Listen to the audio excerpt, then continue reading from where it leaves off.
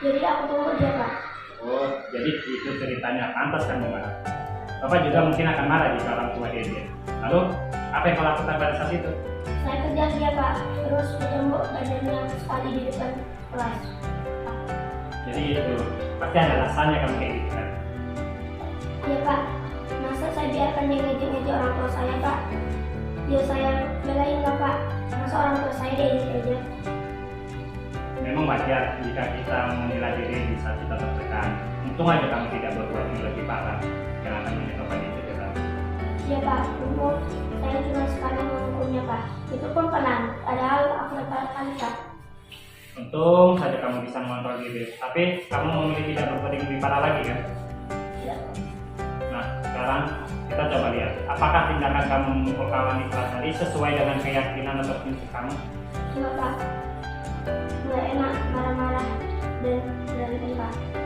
Jadi, keyakinan kelas atau prinsip mana yang kamu lihat sesuai tindakan tadi? Iya, Pak. Saya sebetulnya memarahi kawan-kawan saya, Pak.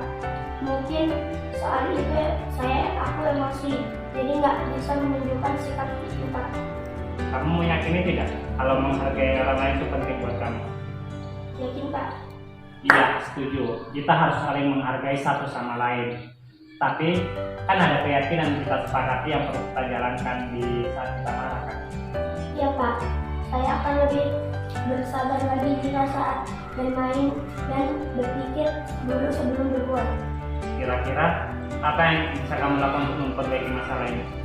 Iya, Pak. Bersedia. Jika kamu memperbaiki masalah ini, kamu menjadi orang seperti apa? Saya akan menjadi orang yang bertanggung jawab dan siap mengakui kesalahan, Pak.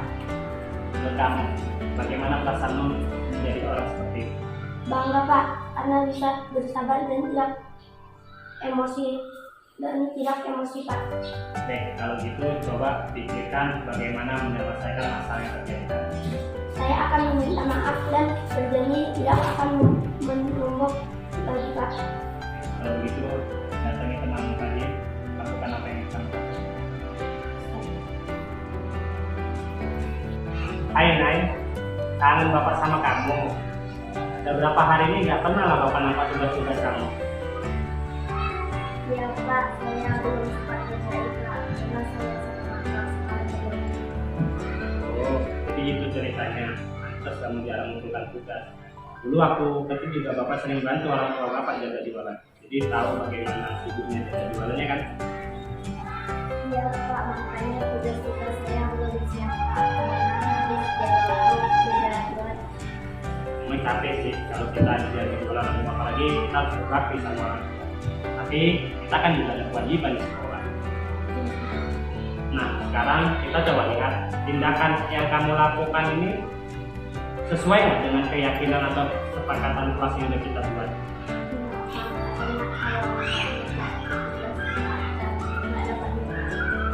Jadi, keyakinan kelas atau prinsip mana yang kurang sesuai dengan tindakanmu tadi? Ya, Pak, saya sebenarnya ingin mengerjakan tanggung jawab dan disiplin belajar, Pak. Tapi karena tidak bisa berubah, Kamu meyakini nggak kalau disiplin dan tanggung jawab itu penting buat kamu? Ya, setuju. Jadi kita harus disiplin waktu dan tanggung jawab. Jika kita sudah buat keyakinan, kita mempunyai kesepakatan, itu terus kita jalankan. Tadi rumah juga itu. ya, Pak, akan lebih disiplin dan tanggung jawab lagi di saat berbuat, Pak. Kira-kira kamu siap nggak untuk memperbaiki masalah ini? Ya, Pak, bersedia. Jadi jika kamu ingin memperbaiki masalah ini, kamu menjadi orang seperti apa? Saya akan menjadi orang yang memiliki tanggung jawab dan disiplin dalam segala potensi mengatur kesalahan, Pak. Iya, menurut kamu bagaimana rasanya menjadi orang seperti itu? Menurut Pak, akan pasti akan lebih disiplin dan tanggung jawab mengenai masalah. Baik, kalau begitu coba kita pikirkan bagaimana kita menyelesaikan masalah ini. Saya akan mengatur waktu di saat jualan agar bisa siap tugas sekolah dan saya jaga jualan kerja di AA. Hai Nay, kangen Bapak sama kamu. Udah berapa hari ini nggak pernah lah Bapak nampak tugas-tugas kamu. Iya Pak, saya belum sempat kerjain Pak, karena saya sekolah juga.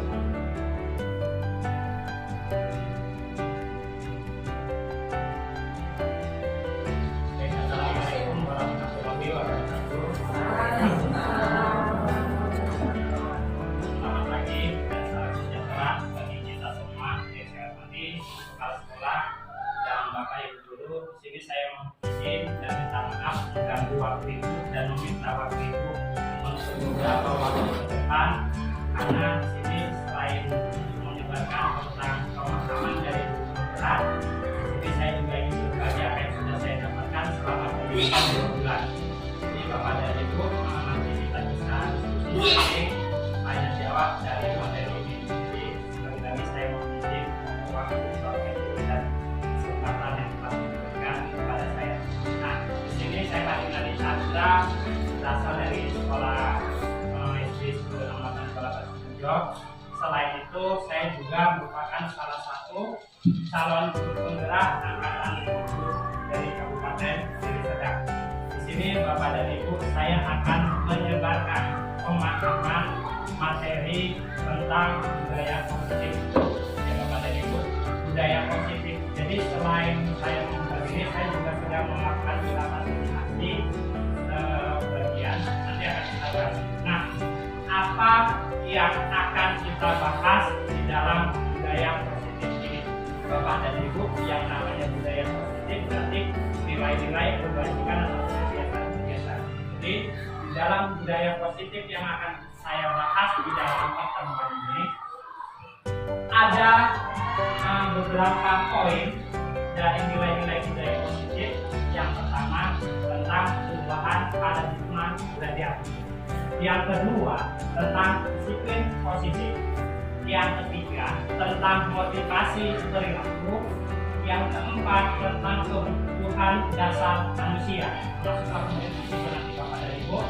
Kemudian ada posisi kontrol kita sebagai guru. Kemudian ada keyakinan kelas serta segitiga restitusi. Jadi poin-poin yang ketujuh inilah yang dinamakan rangkuman dalam nilai budaya positif.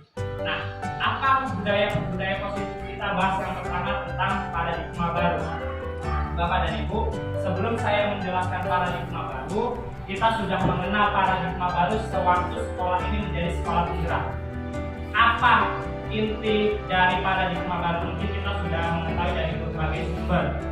Jadi di paradigma baru artinya proses belajar yang lama kita ubah menjadi yang baru. Yang lama diubah ke baru, contohnya apa? Selama ini kita mengajarkan murid yang selama ini gurunya berceramah, tinggalkan posisi itu, pindahkan dia menjadi pembelajaran berdiferensiasi. Murid yang belajar, kita mengontrol, kita jadi fasilitator. Biasanya pembelajaran yang lama hampir 80% semua materi disampaikan oleh guru. Jadi di paradigma baru ini pembelajaran harus 80% itu, kalau bisa 100% harus dari murid. Melalui pembelajaran seperti apa? Nanti diterapkan di dalam pembelajaran diferensiasi yang sudah kita lakukan pada saat itu. Bagaimana caranya? Bisa aja Ibu sediakan dengan pembelajaran kelompok-kelompok. Ya Bu. Kemudian dari kelompok-kelompok tersebut dipresentasikan. Dari hasil presentasi itu tersebut ada produk. Jadi guru di sini tugasnya adalah membimbing, memantau, mengontrol, dan menyediakan apa-apa saja yang menjadi sumber belajar siswa. Inilah perubahan dari pembelajaran paradigma baru. Ya Bu. Kemudian yang kedua, disiplin positif. Nah, saya mau tanya kepada Bapak dan Ibu, apa arti kata disiplin menurut Ibu? Disiplin. Kalau Bu Is, tepat waktu. Kalau Bu Kepala, Yang menjalankan sesuatu itu pas pada waktu. menjalankan pas tepat waktu. Bu Aminah, Pak Ando,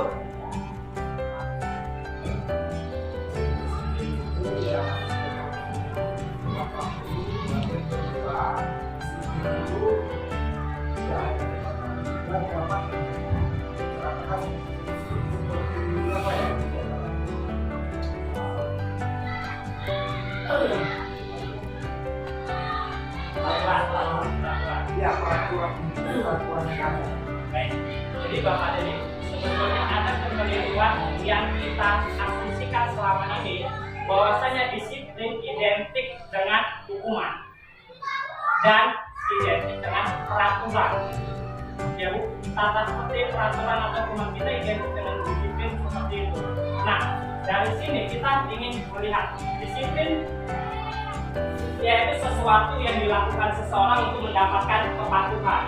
Jadi dari sini kita cenderung menghubungkan kata disiplin dengan ketidaknyamanan, terlambat karena dia tidak mengerjakan PR. Artinya apa? Semacam ada ketidaknyamanan seperti ada ancaman ataupun sanksi dari kalau kita nggak melakukan disiplin tersebut. Jadi di sini tujuannya sebetulnya adalah kita mampu menuntun anak-anak untuk berperilaku berdasarkan nilai kebajikan. Nilai kebajikan nanti akan saya bahas di slide berikutnya. Jadi disiplin positif ini merupakan salah satu contoh penerapan yang menumbuhkan kesadaran dan memberdayakan murid. Jadi apa-apa saja disiplin, sebetulnya nilai-nilai disiplin banyak. Tujuan dari nilai disiplin adalah terpenuhnya nilai-nilai kebajikan. Nilai-nilai kebajikan supaya apa? Tujuan dari disiplin positif ini dapat terbentuk dari pertumbuhan kesadaran murid. Jadi di sini ada banyak kategori disiplin. Selama ini kita mungkin mengenal yang namanya profil pelajar Pancasila. Ini juga merupakan salah satu nilai-nilai yang tumbuh dari nilai kebajikan. Kalau kita bilang nilai-nilai kebaikan. Ada dari profil Pancasila, beriman bertakwa, kita sudah dengar. Kemudian ada lagi dari sumber yaitu ibu. Apa-apa saja nilai kebajikan, toleransi, hormat, mandiri, menghargai, antusias. Itu dari sumber ibu. Bagaimana kalau dari 9 pilar? Nilai-nilai kebajikan, kemandirian, tanggung jawab, cinta kepada Tuhan, kemudian percaya diri, kreatif. Kemudian dari sumber petunjuk hidup dapat dipercaya. Jadi ada banyak sekali nilai-nilai kebajikan bukan hanya berdasar dari profil pelajar Pancasila, walaupun rangkuman luasnya itu sudah termasuk ke dalam inti dari profil pelajar Pancasila. Ya Bu, jadi sebetulnya nilai-nilai kebajikan itu tadi bisa tumbuh apabila kita bisa menerapkan disiplin positif yang kita lakukan di sekolah. Jadi mau seperti apa disiplin itu Bapak dan Ibu? Nanti akan Ibu jalankan sebagai guru di dalam murid. Nah, Ibu, berhubungan dengan kata disiplin, ada motivasi yang menurut Diana dosen, bahwasanya motivasi adalah dorongan yang timbul akibat perubahan mereka melakukan sesuatu. Jadi Bapak dan Ibu, ada 3 perilaku manusia dalam menentukan motivasi diri.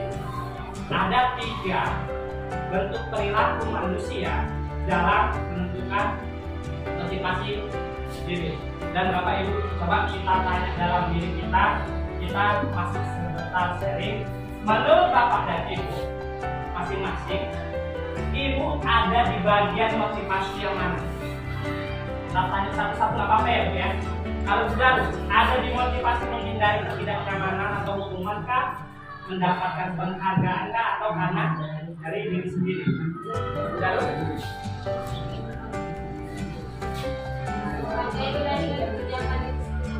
sini, kalau kuis sini, silakan. Bu Tami, ada di mana posisi kira-kira motivasi dari perilaku?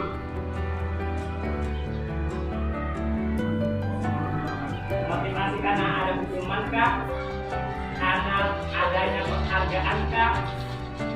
Atau karena berdasarkan sebagai nilai-nilai kebaikan?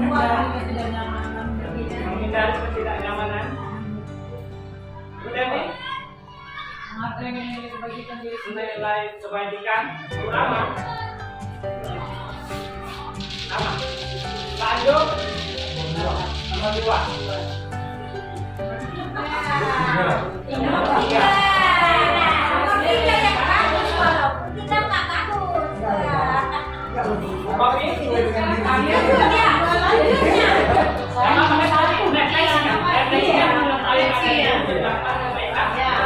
Macam-macam itu.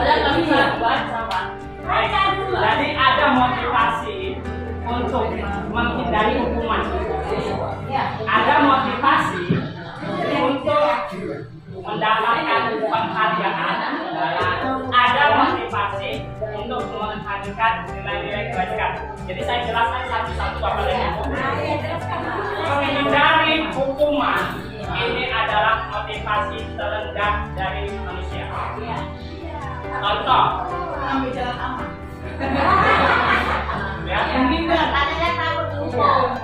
Contoh, anak nggak kerjakan PR, datanglah nanti masuk. Mana PR-mu? Nggak siap, keluar tahu. Jadi Pak, kalau jawabannya mana PR-mu? Nggak apa-apa Bu. Ya, kenapa kerjakan PR? Nggak ada.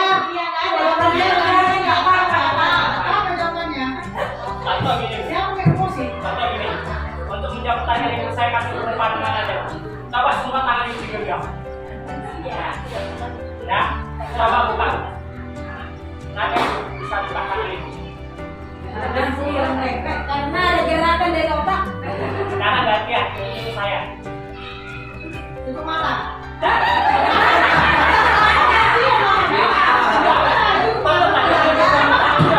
Lipat jarinya. Oke, Buka. nggak saya buka. Oh, itu kawan Bapak. Karena ada Iya. motivasi ini ya. Perintah nggak juga. Ibu nyuruh saya melakukan perintah buka, nggak saya buka. Ada motivasi dalam ini. Nanti kita bantu. Berarti dia mau pakai itu. Bukan, dia nggak mau dilihat. Artinya manusia melakukan perubahan harus ada niatnya dulu. Dipaksa kayak manapun si anak untuk berubah, kalau niatnya nggak ada berubah, itu nggak akan berubah. Itulah jawaban dari pertanyaan Bu Devi. Nanti kita bahas untuk bagian kemana. Jadi Bapak dan Ibu, ini adalah nilai-nilai motivasi paling rendah yang dimiliki oleh manusia. Karena apa? Dia melakukan sesuatu karena ancaman. Nanti kalau aku terlambat dihukum, nanti kamu belum mengerjakan PR, disuruh keluar. Ini paling rendah. Artinya apa? Dia melakukan sesuatu karena paksaan. Mendapatkan imbalan atau penghargaan itu juga, Bu. Berarti kalau seseorang tidak menjanjikan apa-apa kepada ibu, tidak akan melakukan sesuatu.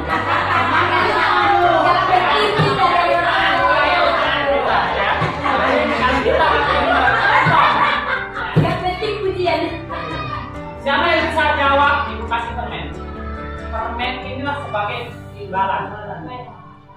Siapa yang sudah siap? Boleh pulang duluan. Tapi anak-anak begitu Pak.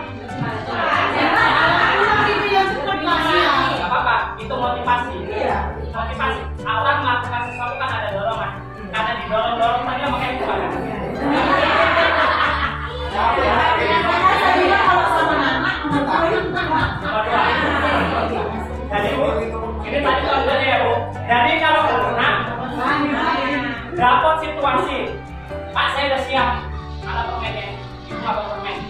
Pak saya sudah siap dari seandainya sudah nggak bisa stop. Anda udah mengerjakan tugas, Bu nggak pulang saya Bu. Oh belum tinggal, bisa. Dan ibu keluarkan. Iya, nggak kan keluarkan. banyak aja lah. Saya keluarkan.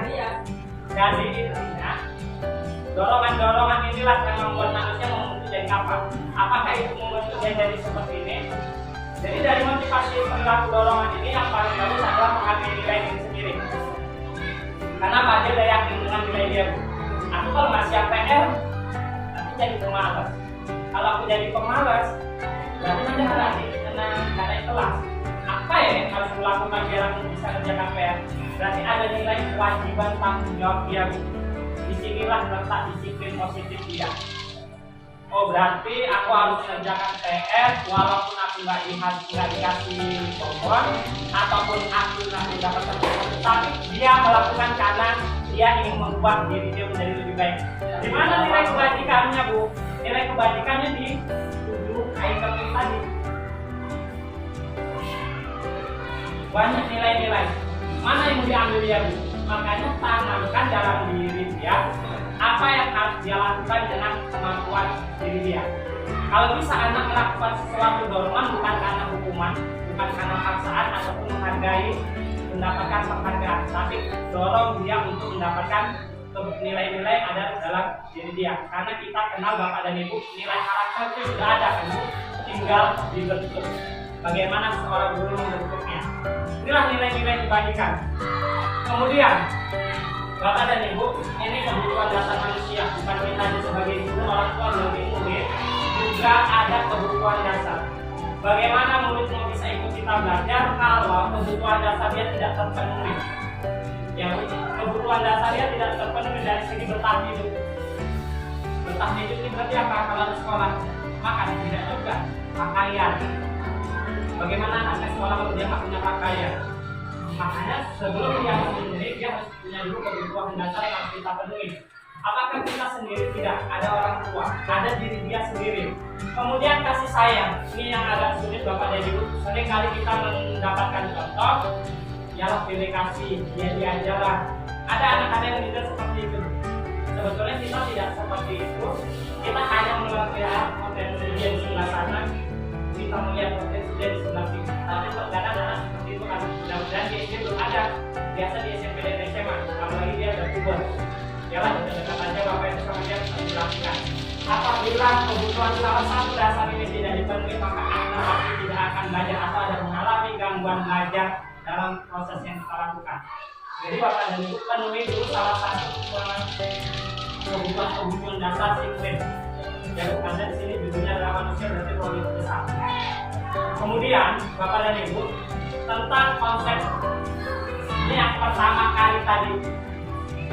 Ibu mau kita semua mau menerapkan disiplin dari segi hukuman yang untuk mendapatkan penghargaan atau konsekuensi. Nah, Bapak dan Ibu mulanya nih, apa beda hukuman sama konsekuensi? Apa beda hukuman sama konsekuensi? Kalau hukuman yang dijalankan, Hukuman dijalankan, masih sebatas omongan. konsekuensi masih sebatas omongan. Bisa. Hukuman dijatuhkan, konsekuensi jangka waktu. Dan hukuman dijatuhkan yang konsekuensi jangka waktu. Jadi Bapak dan Ibu, yang dibilang Bapak dan Ibu benar. Jadi hukuman itu cuma bersifat satu arah. Hukuman bersifat satu arah. Jadi tidak ada ruang dari orang kedua untuk menjelaskan, untuk memberitahu alasan. Yang penting dihukumlah dia. Contoh, anak nggak siap PR, apa hukumannya? Keluar kau. Tapi nggak kita tanya dulu, kenapa kamu nggak siap PR? Apa yang harus kau lakukan? Nah, ini adalah konsep hukuman. Jadi bersifat satu arah. Cuma kita aja sebagai pemberi hukuman, anak murid tidak dilibatkan dalam hukuman itu. Apakah ada yang kuat yang nggak siap PR keluar? Apakah ada yang bilang sama murid nanti yang nggak siap PR keluar? Ada. Itu adalah hukuman. Jadi hanya satu orang yang menyebutkan itu dan murid tidak mengetahui. Besok anak murid nggak siap PR lagi, bersihkan kamar mandi. Sudah berubah, cuman kawan itu suruh keluar Bu.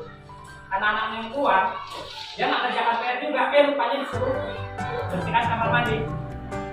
Datang malam berikutnya lagi, oh disuruh kamar mandi, karena main air. Anak nggak siap PR dari berikutnya, suruh kolam lapangan. Coba bisa berubah-ubah, itulah hukuman. Tidak ada kesepakatan. Jadi anak-anak yang mendapatkan hukuman dia nggak akan berkembang karena tidak dilibatkan dari hukuman yang dibuat. Jadi Bapak dan Ibu, konsekuensi adalah hubungan antara ibu dengan murid, apa yang ibu buat dan ibu sepakati. Contoh, konsekuensi dibuat berdasarkan kesepakatan antara ibu dengan orang lain, ya, atau ibu dengan murid. Sebagai contoh, nah, kalau kita ngasih apa ya kira-kira sanksinya? Oh Bu, keluar aja. Oh bersihkan kamar mandi Bu. Oh lari lapangan Bu. Nah, ada 3 berdiri di dalam kelas Bu. Ada 4 anak yang menyalurkan pendapat dari kalau anak ACPR. Dari 4 ibu ini musyawarahkan sama murid. Jadi dari keempat ini mana yang mau kita ambil satu sebagai konsekuensi kalau ibu kalau murid tidak mengerjakan PR? Oh keluar kelas. Sepakat itulah bentuk dari konsekuensi. Jadi ketika ibu mendapatkan anak tidak mengerjakan PR, anak besok akan datang. Mana PR-mu? Gak siap. Jadi apa konsekuensinya? Keluar kelas Bu. Siapa yang buat konsekuensi itu? Kami semua Bu. Jadi dia keluar dengan sendiri tanpa ada keluar kata-kata dari guru murid keluar. Karena dia udah tahu apa yang dibuat apabila dia langgar. Itulah kesepakatannya Bu dengan konsekuensi.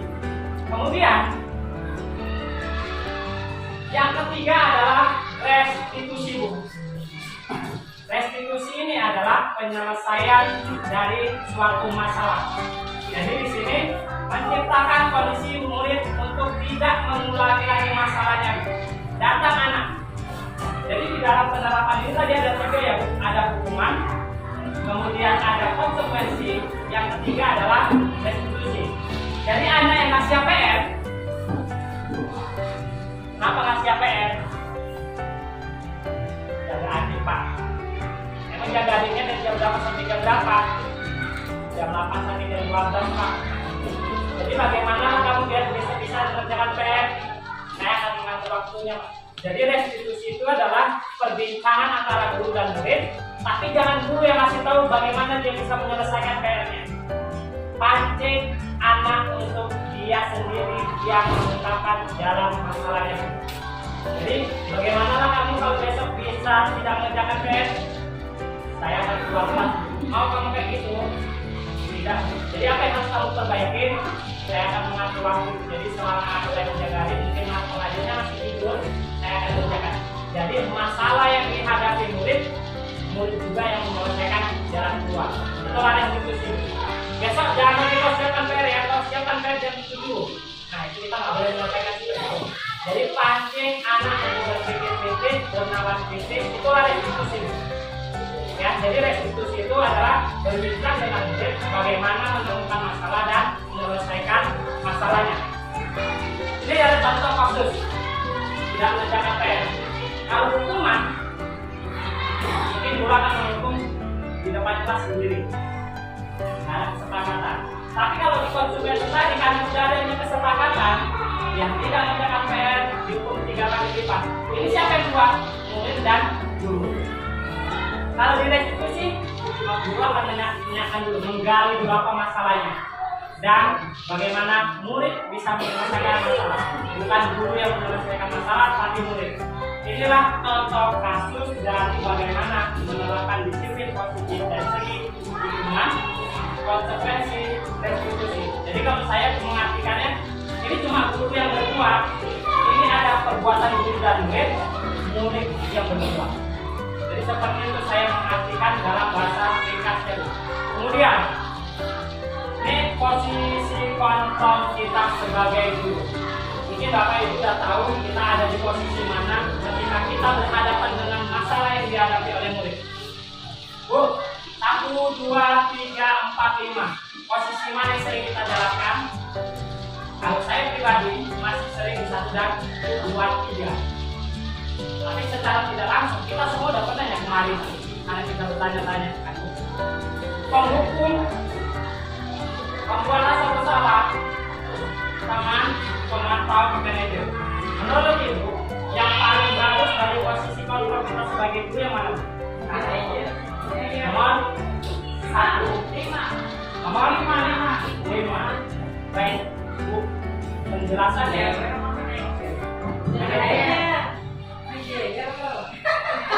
Lihat Bu, ada posisi kontrol yang dibahas tadi ada 5. Penghukum, pembuat rasa bersalah, teman, pemantau, dan manajer. Contohnya Bu. Dalam penerapan disiplin positif restitusi, salah satu program yang digunakan adalah posisi kontrol. Dengan posisi kontrol dan restitusi adalah proses perjalanan seorang guru agar dapat mengatur. Pada sini kali ini kita akan membahas tentang posisi kontrol, menggunakan daya dosen dan contoh penerapannya.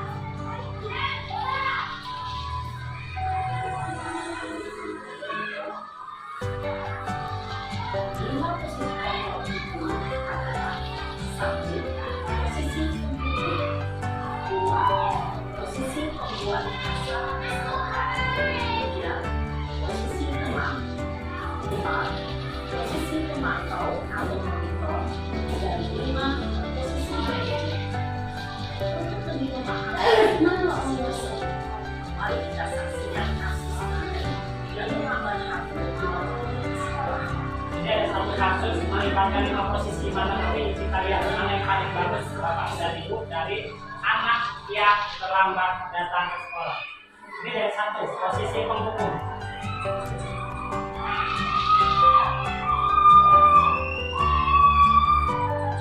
Suaranya dengar.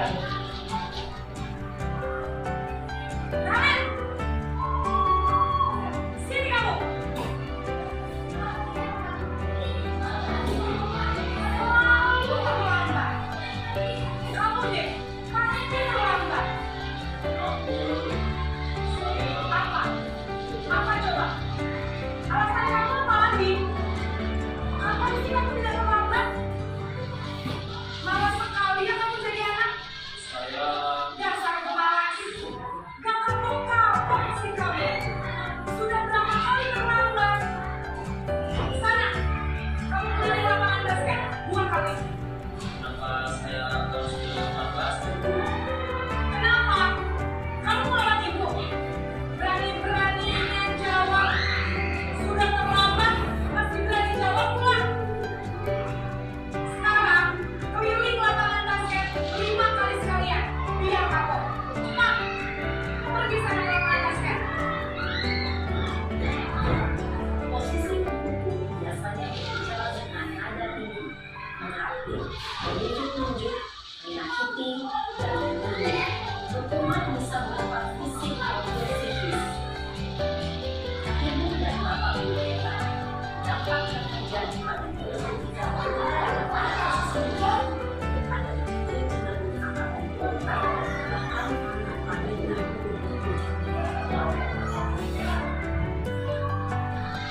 Yang kedua, posisi berbuat dosa bersama dengan kejadian yang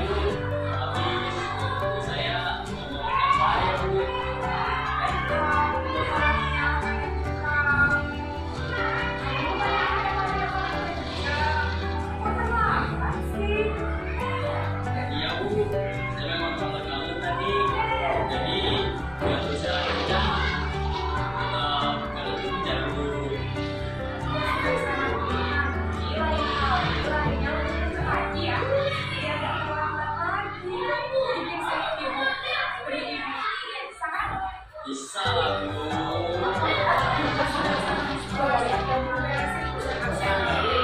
Kamu ini ada kesalahan. Dalam kesempatan berbicara dengan nada suara lama. Cerita masing-masing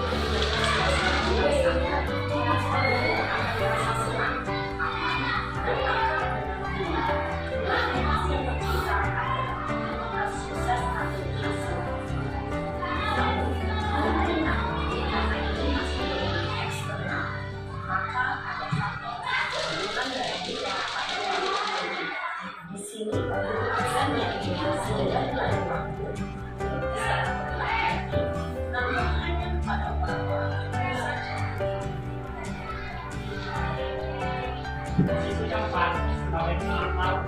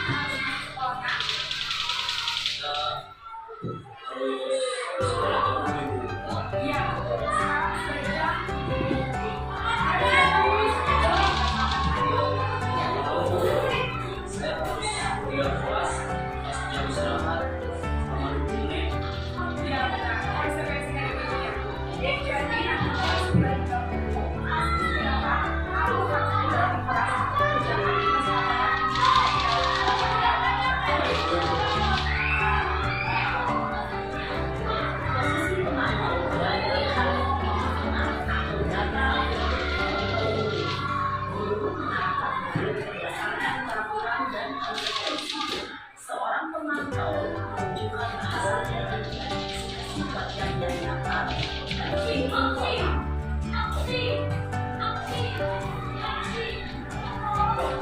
Posisi kelima sebagai manajer.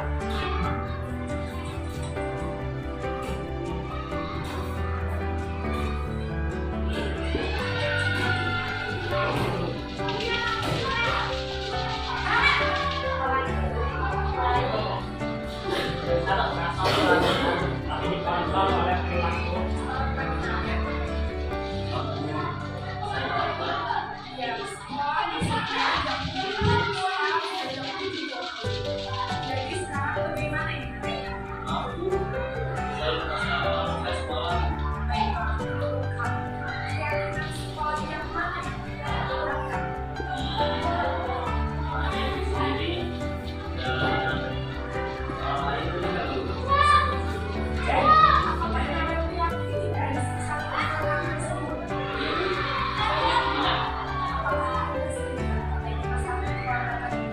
Sedia, Bu.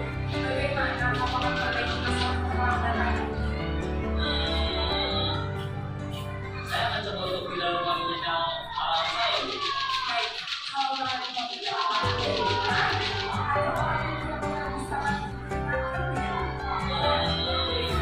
Ada, Bu. Kata saya, Kak Emma. Selain Kak Emma, ada ibu saya.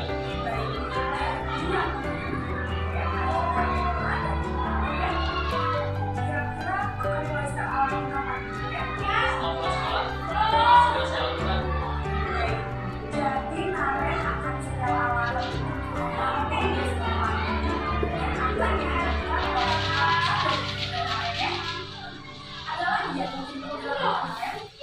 Agar tidak terlambat bangun lagi.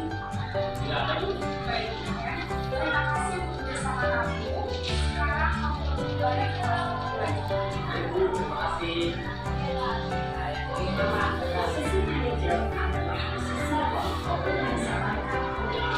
Oke, baik lagi kembali.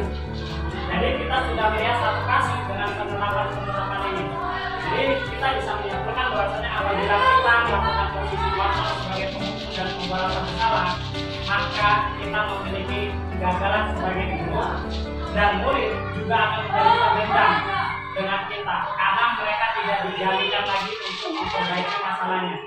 Jadi mari kita pakai bisa sebagai teman, sebagai pemantau manajer. Ini secara tidak langsung akan membangkitkan apa yang dimiliki siswa. Jadi Bapak dan Ibu, teman pemantau dan lain-lain inilah salah satu keberhasilan menerapkan disiplin anak murid di dalam sekolah atau kelas. Jadi tadi sudah banyak contoh-contoh Bapak dan Ibu dalam satu kasus. Berarti yang paling bagus dari antara itu semua adalah manajer. Kita tidak menyalahkan murid, tapi biarkan murid yang menyelesaikan dulu apa masalah dia, serta digali apa masalah dia, bagaimana dia memperbaiki masalah ini. Ya Bapak dan Ibu. Nah, untuk menguatkan contoh-contoh tadi, coba Pak Juan ke depan dulu Pak Juan. Kita buat satu kasus bagaimana menerapkan dari posisi kontrol.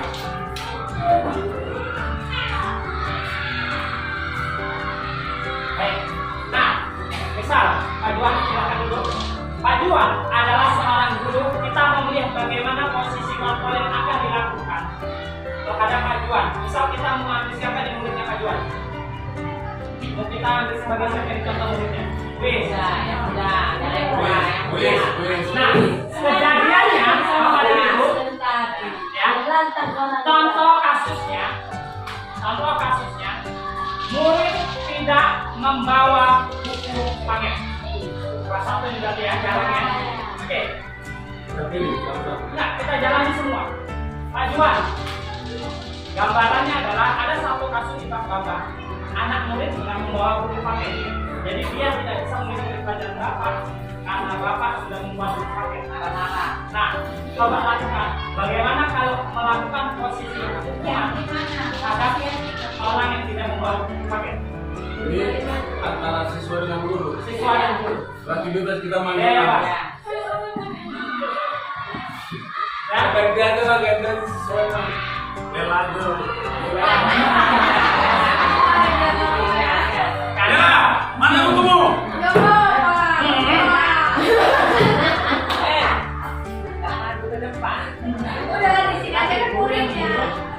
Kenapa nggak bawa buku? Datang lah Pak ya. Ayo, naik turun 5 kali.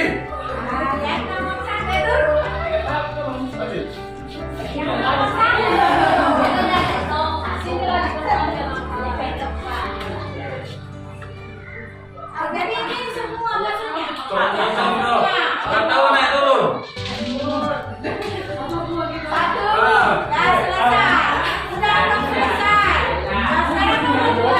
baik, kembali lagi Bu Lela. Oke. Itu tadi Bu yang dilakukan Pak Juan. Saya mau nanya kepada Pak Juan. Pak Juan, waktu Bapak menyuruh murid mengumpat, apakah ada pembicaraan tertulis sebelumnya kesepakatan yang Bapak bilang kalau tidak bawa buku paket? Tidak. Artinya Bapak tek-tek. Bisa aja besok yang tidak bawa buku, hukumannya beda kan? Oke. Itu contoh pertama ya Bu, posisi kontrol sebagai penghukum. Posisi kedua sebagai pembuat rasa bersalah. Bella, mana bukunya? Bagaimana kau ini len? Mau belajar nggak bawa buku nah? Gak menulis lah kau ya? Nah, itu makanya kalau sebelum berangkat sekolah tidak harus berencana. Ya. Nanti bilangkan sama orang tua ya, harus besok ya.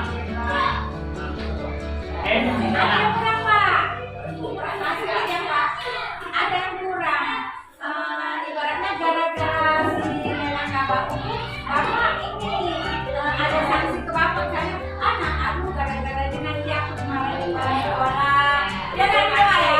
Atau gara-gara ini nanti Ya kalau sini dulu tidak bersalah, murid yang tidak bersalah.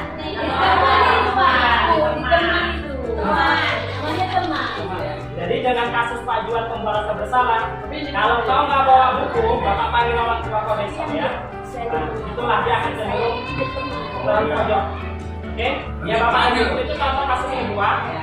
Kasus ketiga sebagai teman. Panggil bapak sama mama ya. Teman. Bisa sampai. Ini dia Bapak. Iya ya. Kok nggak boleh bisa tadi katanya? Aku nggak enak orang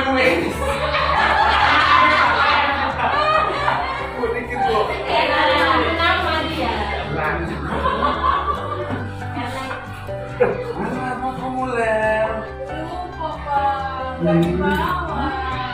Di sini cuma apa nih? Enggak, Pak. Tadi malam pintunya dipinjam adekku, Pak. Lupa, nggak dimasukkan ke tas lagi. Kamu mamanya pikirnya cuma satu aja. Dua, tapi satunya rusak. Katanya nggak ada. Nggak ada. Besok-besok dipersiapkan dulu sama mamanya ya. Iya, Pak. Maaf ya, Pak. Ya, boleh. Tapi besok nggak boleh lagi ya. Iya, Pak. Nah, itu benar. Ya, tidak ada perbedaan antara itu dan murid yang menyelesaikan secara pribadi antara sebagai teman. Nah, bagaimana dengan kasus yang keempat? Pemantau. Sepadan, Pak. Kontrak. Sama-sama berdua. Tapi kamu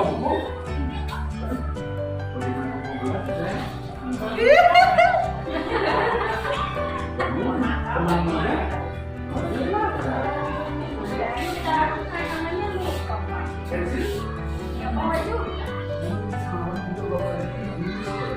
Iya, bener, Pak. kalau misalnya besok nggak bawa buku, bawa pensil, mungkin bawa aja pulang kantor sekolah ya. Iya, Pak. Itu dipanggil juga orang tuanya. Sama-sama tahu. Jangan lah, Pak. Mana nanti Mama?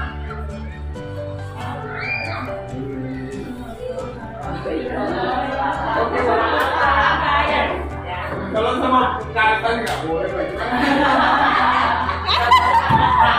Dilakukan Pak Juan benar sebagai posisi pemantau monitornya bagaimana menyelesaikan pemantauan siswa itu dengan data-data yang dimiliki karena dia katanya tadi ada semalam juga kamu nggak bawa ini kan berarti sudah dilihat perkembangan dia. Kemudian yang terakhir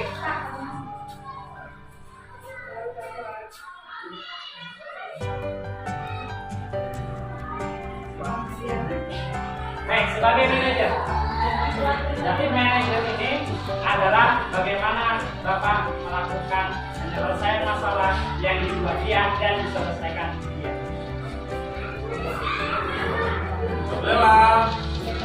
Udah selesai tugas yang kemarin. Nah, kalau buku paket tetap saya kalau buku paket.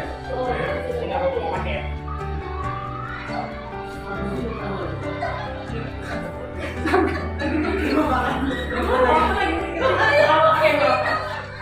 Lela, Iya, Pak. buku paket yang kemarin tadi bawa juga nak. Iya, Pak. Jadi buku paketnya sebenarnya di mana nak? Lupa nomornya, Pak. Terus saya cari-cari juga ada di rumah. Gak ada di rumah.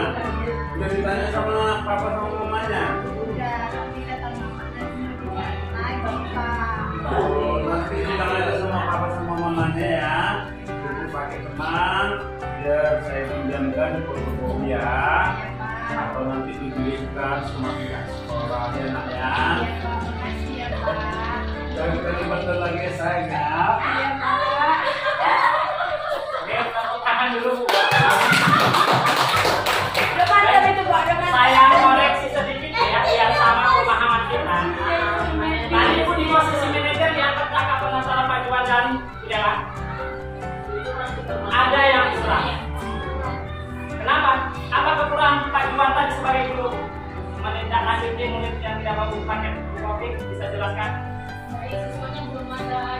Iya, dia nggak digali apa kesalahannya dan solusinya malah diseruakan oleh si guru.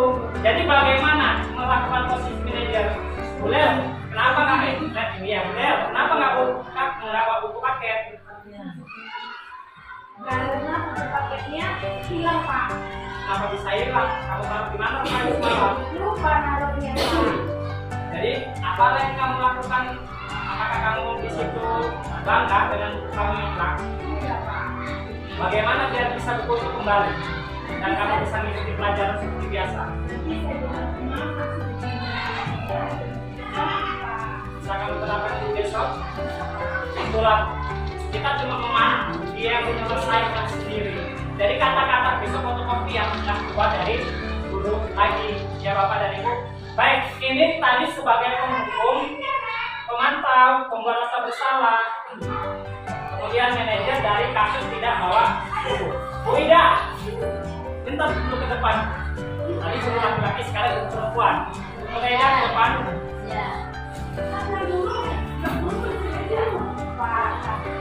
Baik.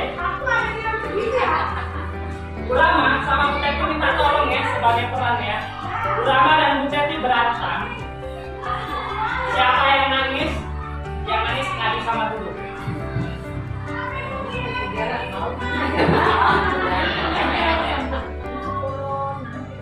Silakan kita takut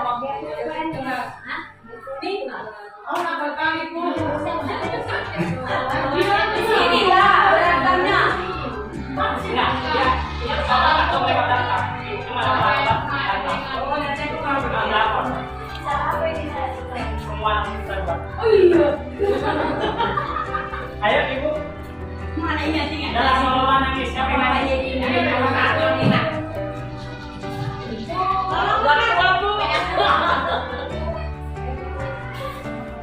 Kenapa? Kok bisa berantem?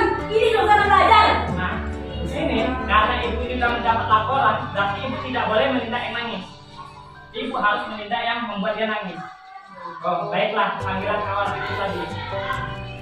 Nah, jadi Teti, jangan jadi Teti dari kami dulu ada rekai kapok kau paling besar.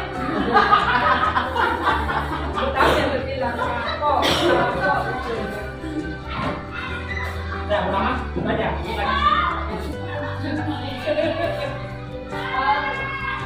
Kenapa? Dia dia Bu. Jadi saya pukul dia.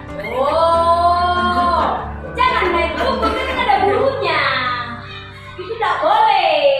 Nakal dia Bu. Oh, sekali lagi kalau berantem itu jangan main pukul. Jadi main apa Bu?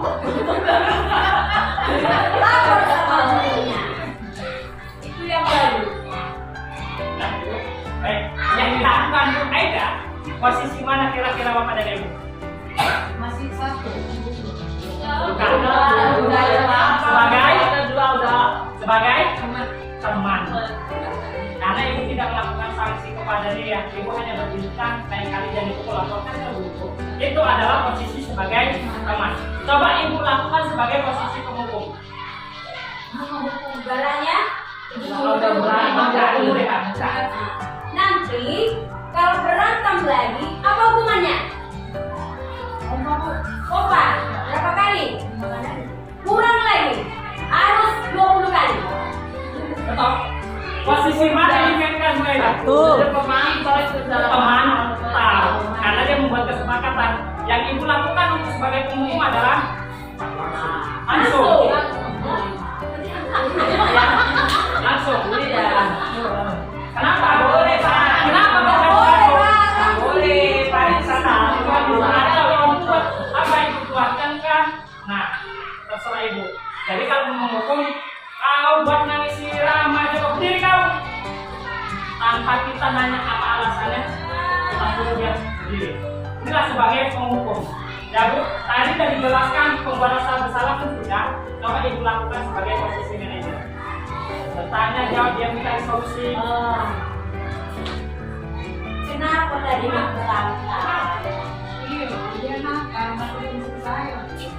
Kalau berantem itu kan tidak boleh, tidak bagus. Kalau berantem itu namanya itu orang jahat. Sekali lagi tidak boleh anaknya. Kita udah sepakat itu manajer. Udah sepakat. Nanti lain kali kalau berantem itu apa lagi poin-poinnya? Apa yang kau lakukan? Apa yang kamu lakukan? Saya nggak mau hubungi dia lagi kalau dia namanya komisi ya Bu. Baguslah kalau begitu. Oke, tepuk tangan dulu buat mulai ya. Jadi secara tidak langsung Bapak dan Ibu, 5 posisi ini kayaknya kita udah lakukan ya kan Bu? Iya. Tapi kita nggak tahu yang mana dan semua pasti pernah kita lakukan. Ya, Bapak dan Ibu, inilah posisi kontrol kita sebagai guru. Nah, posisi mana yang bagus adalah ini, dan ini. Jadi sebagai manajer kita harus mampu menjadi peran dalam mengatur murid biar murid tetap percaya diri dalam menyelesaikan permasalahan walaupun dia yang bersalah. Tapi kita tidak boleh menghukum dan membuat dia bersalah. Inilah posisi-posisi kontrol yang dapat diterapkan menumbuhkan budaya positif dan segi disiplin positif. Ini Bapak dan Ibu banyak sekali kejadian-kejadian yang kita lihat di sekolah. Ini tadi bagaimana murid yang tidak melengkapi niat itu mau upacara, ya kan Bapak Guru olahraga. Kalau dari segi penghukuman, mungkin dia akan disuruh baris ke depan. Sering kita lihat Bu, sebagai penghukum. Kemudian kalau pembawa salah setelah upacara, kenapa kamu nggak bawa? Kenapa kamu nggak pakai? Ada kita datang mereka kan setelah upacara. Nah kita tanya-tanyain itu sebagai pembuat rasa bersalah. Besok pakai ya. Nah bagaimana kalau sebagai posisi teman? Tahu kenapa nggak mau pakai? Belum dicuci Pak. Jadi bagaimana nanti pacar ke depannya? Saya bawa Pak. Nah ini sebagai teman. Kemudian saya lihat kau aja dari minggu lalu yang nggak bawa.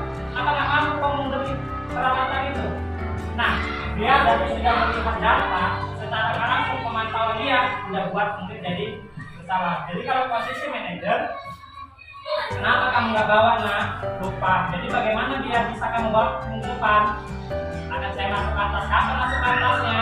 Belum tinggi Pak. Nah, itulah posisi kita sebagai manajer dalam menerapkan budaya positif khususnya disiplin positif di sekolah. Nah, Bapak dan Ibu, ini keyakinan kelas. Kenapa nggak peraturan kelas saja? Kenapa nggak kesepakatan kelas saja? Nah, Bapak dan Ibu, ini sering kita buat. Makanya anak murid yang melakukan kesalahan tidak terkontrol, tidak terarah, tidak terukur karena kita nggak membuat kesepakatan. Bapak dan Ibu, kesepakatan kelas ini penting. Saya sudah melakukan 1 tahun, 2 tahun belakangan ini ke murid. Walaupun belum ada guru penggerak, tapi kita udah namanya kalau kita bahasa kampungnya adalah kita buat tata tertib kelas. Selain ada tata tertib sekolah, kita buat tata tertib kelas. Namun tata tertib kelas yang kita buat masih bersumber dari guru. Murid tidak dilibatkan. Bedanya Bu antara keyakinan kelas dengan peraturan kelas. Peraturan ibu yang buat sendiri, ibu yang membuat konsekuensi sendiri. Tapi keyakinan kelas, ibu dan murid berdiskusi dan bermusyawarah.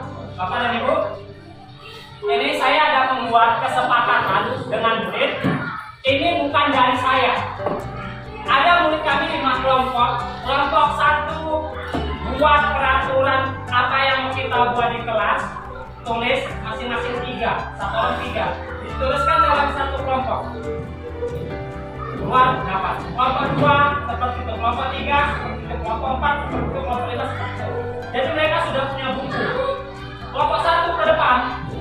Apa yang kamu tulis di kelompok kamu? Berarti secara tidak langsung murid sudah buat keyakinan dan kesepakatan di antara kelompok itu sendiri. Ini Pak, dari kelompok 1 ditulislah semua keyakinan kelas yang dibuat. Kelompok 2 maju, kelompok 3 maju, kelompok 4, kelompok 5. Ada banyak ini. Jadi kita sepakati nih anak-anak, apakah peraturan kelas ini yuk kita lihat mana yang sama. Sama-sama yuk.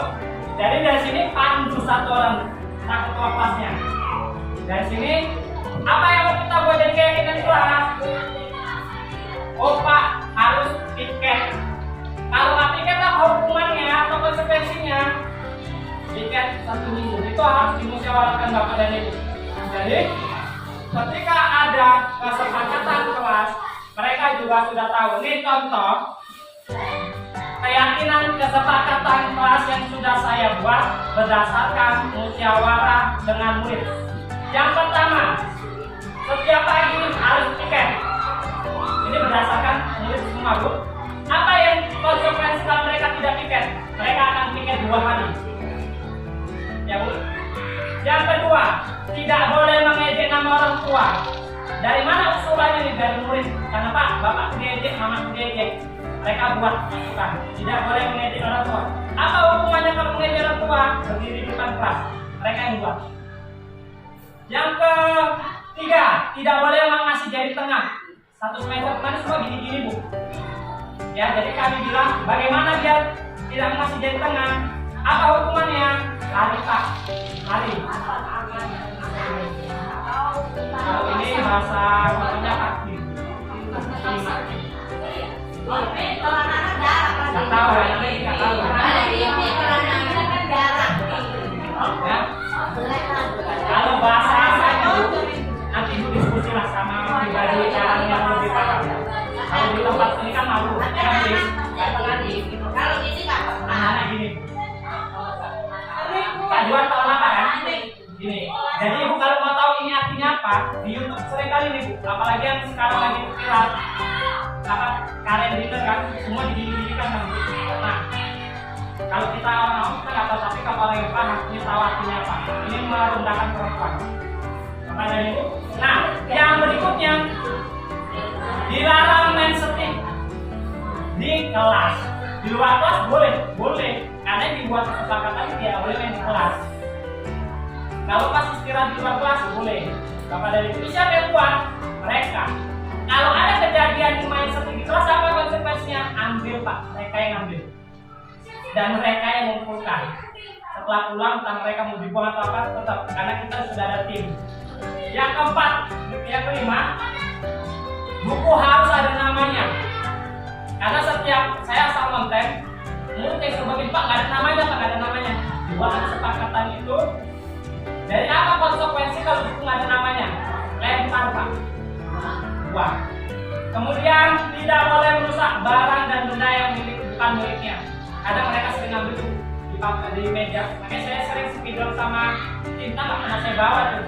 Selain menguji ke tanggung jawab dan kejujuran mereka, hilang nggak itu.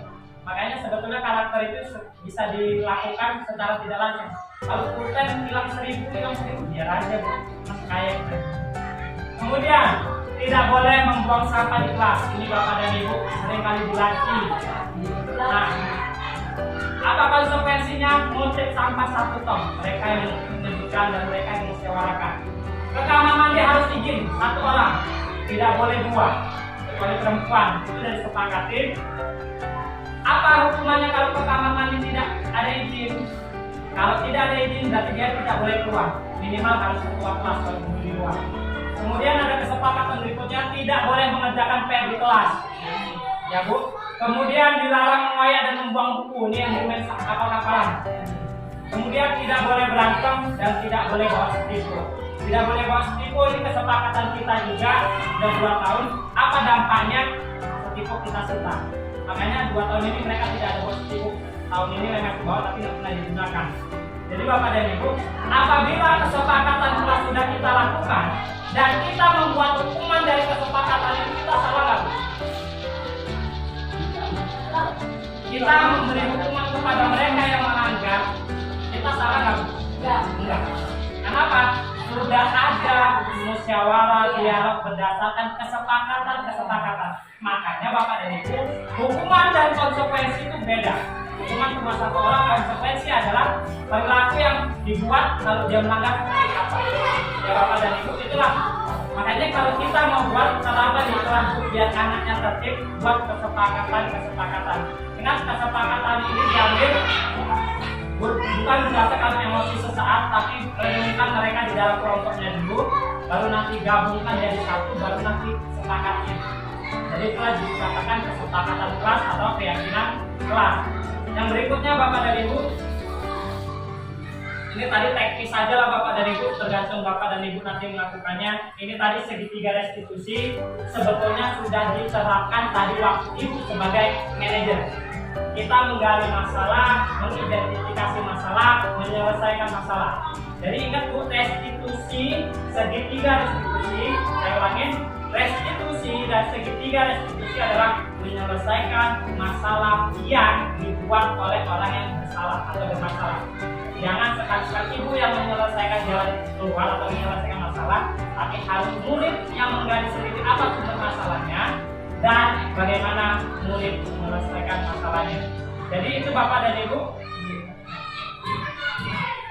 Terakhir, marilah kita tumbuhkan budaya positif di sekolah mulai dari sekarang agar tumbuh lingkungan belajar yang aman, nyaman dan menyenangkan bagi murid. Bapak dan Ibu nih, kemarin saya ada lakukan satu dan sudah saya masukkan itu, makanya guru penggerak itu banyak sekali ilmu-ilmu baru.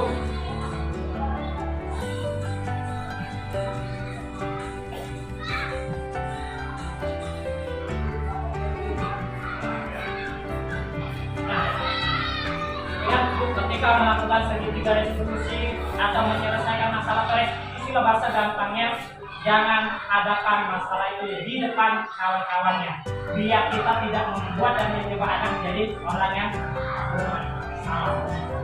Buat ambil sendiri Bapak dan Ibu, ini adalah contoh-contoh dari segitiga restitusi. Bapak dan Ibu, ini teknisnya tadi. Jadi terakhir saya mau berkatakan kepada Ibu bahwasanya apa yang saya sampaikan di dalam pemaparan dan penjelasan saya di budaya positif itu juga ada di PNN. Di PNN, coba Ibu buka PNN-nya, ada di bagian paling bawah kalau tidak salah Bapak dan Ibu. Nah, nanti di sini Ibu ketika membuat aksi nyata ada pilihannya. Jadi Ibu tidak ada terjebak lagi. Coba Budaya bisa nggak buka PNN? Udah? Hasilnya apa ada?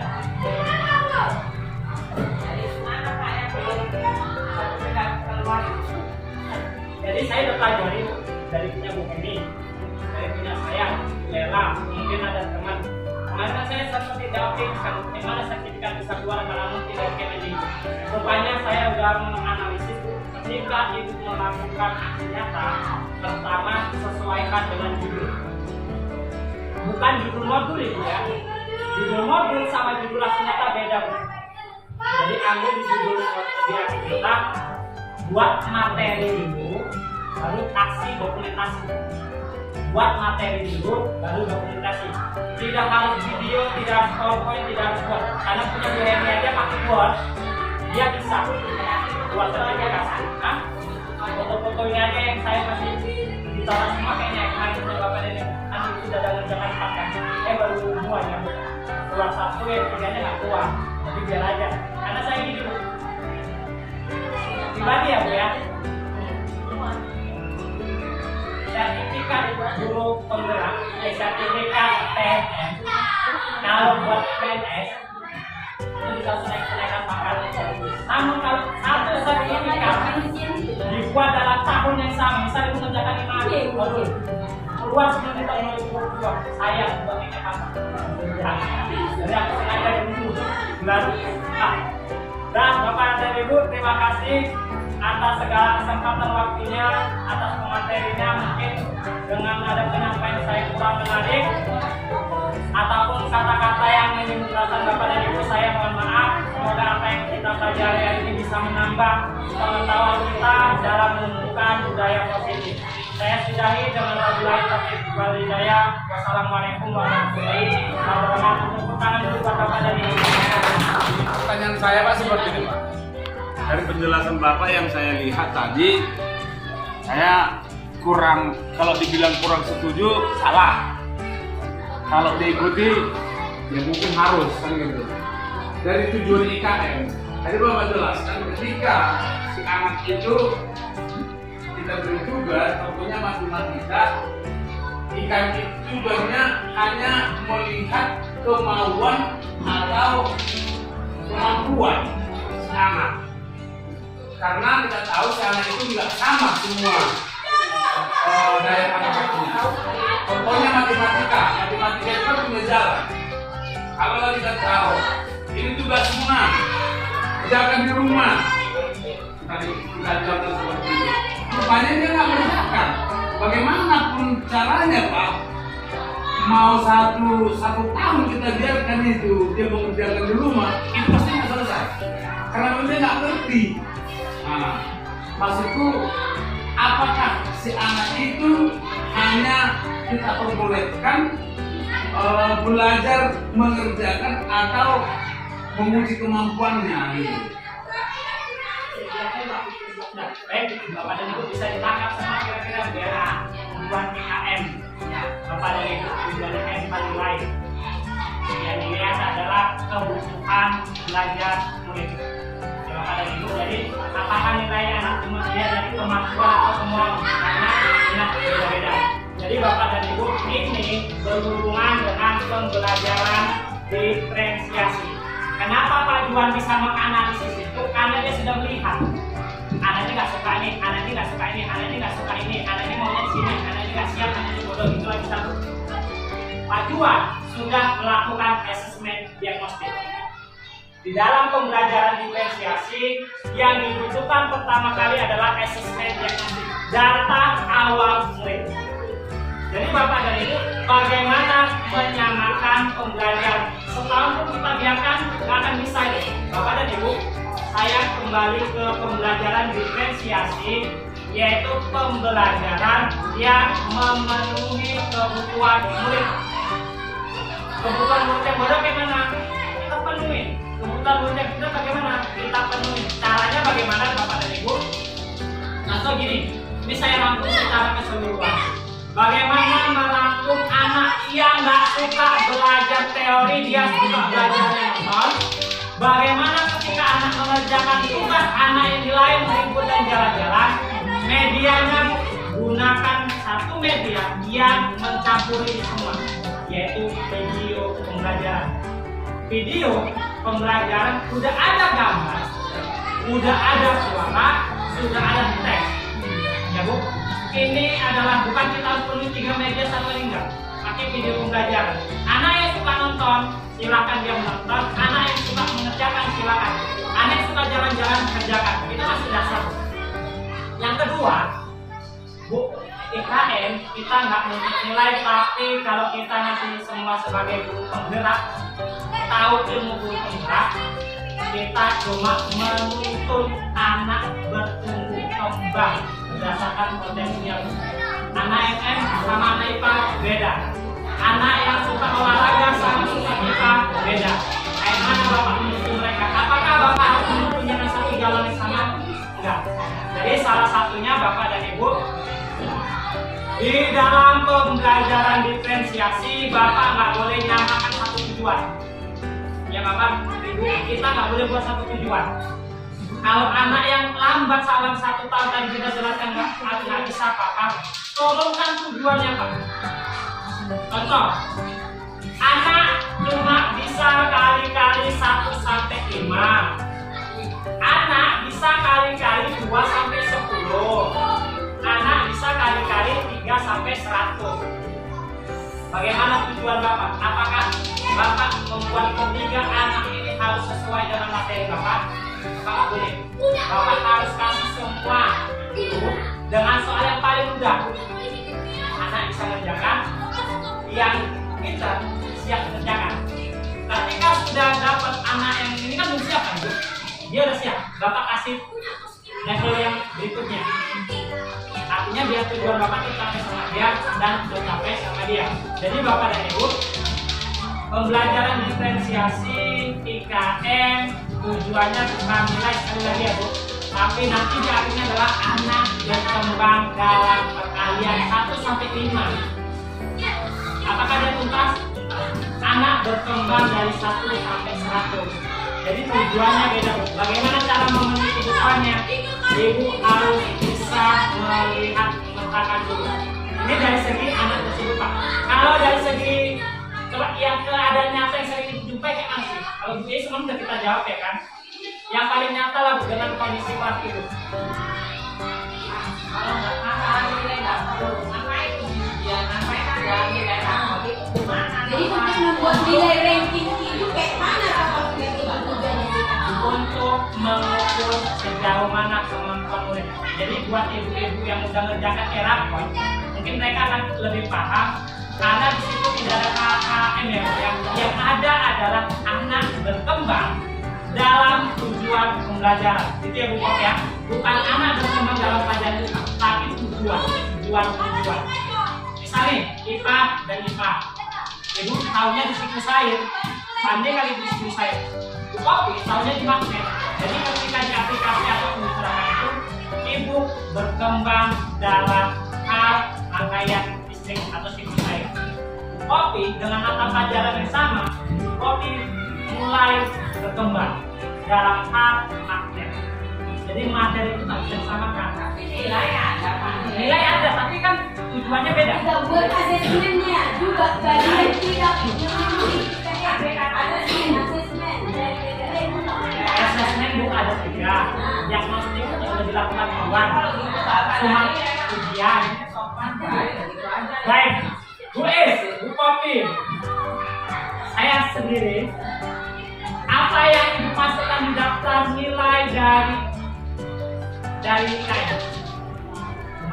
Nilai kepada diri sendiri, banyaknya nilai bersama. Saya sudah buat nilai bulanan sudah ada, nilai UTS sudah ada, nilai semester sudah ada, sudah banyak nilai ada. Tapi di aplikasi cuma satu. Bagaimana mengatasi kami di dalam ini merata-ratakan 3 nilai. Jadi nggak ada nilai baku di situ sebetulnya. Makanya dia kalau di situ KKN, saya belum lihat ada nggak KKN di situ. Di awal ada kan? Karena di dalam kurikulum merdeka yang dibahas bukan KKN, tapi KKTP. Nanti saya udah tamat pas mau nyambungkan, kita nilai yang paling penting. Nilai paling penting kan bukan kekurangan kemampuan itu kan hanya segi. Masuk SMP negeri yang nilai tinggi yang tinggi. Artinya nilai akhir kan, tapi nilai kelas anak yang bodoh sama yang itu kenapa nggak ada sih? Kenapa kan? Karena kita sudah membedakan ruang pembelajarannya. Intinya lah kalau ujian PNS ini nilai yang paling tertinggi. Bukan karena terbatasnya, tapi juga KKN. Kalau KKN tidak, kalau nilai bisa.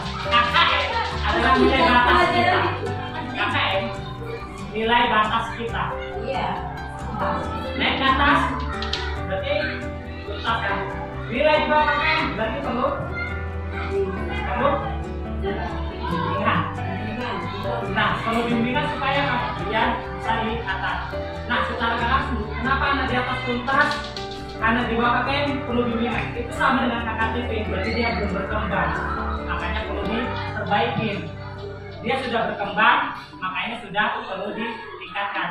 Jadi Bapak dan Ibu seperti Pak Tuan tadi kasusnya, berarti Bapak harus memenuhi kebutuhan murid-murid Bapak yang pintar, karena yang kurang tadi dengan cara tujuan pembelajarannya dibedakan, tapi Bapak tidak boleh membedakan siswanya, ya Pak. Jadi itu aja yang bisa saya pahami sejauh ini. Nanti di bulan 3 kami belum memulai itu mau tentang pembelajaran diferensiasi.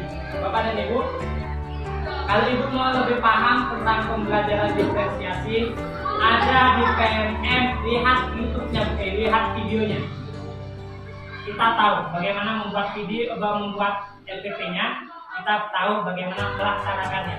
Di dalam YouTube saya senang menengok untuk tingkat SD, ada anak yang nggak bisa baca, sama anak bisa baca. Apa yang dilakukan dulu untuk memenuhi kebutuhan belajarnya? Jadi situ lihat tuh, ada banyak. Jadi nanti bisa kita jalan-jalankan lagi ya, karena kayaknya sekarang nggak apa namanya, nggak fokus ya. Nanti lah kalau ada kesempatan lagi. Jadi Bu, saya minta izin waktunya ya di hari pertama sudah saya kemarin kan seharusnya di bulan 12 sebelum lagi rapor, tapi kan nanti yang masih rapor yang belum dapat masukan, jadi saya mundurkan diri untuk saya terlambat dalam menentukan tugas. Dan saja Bu.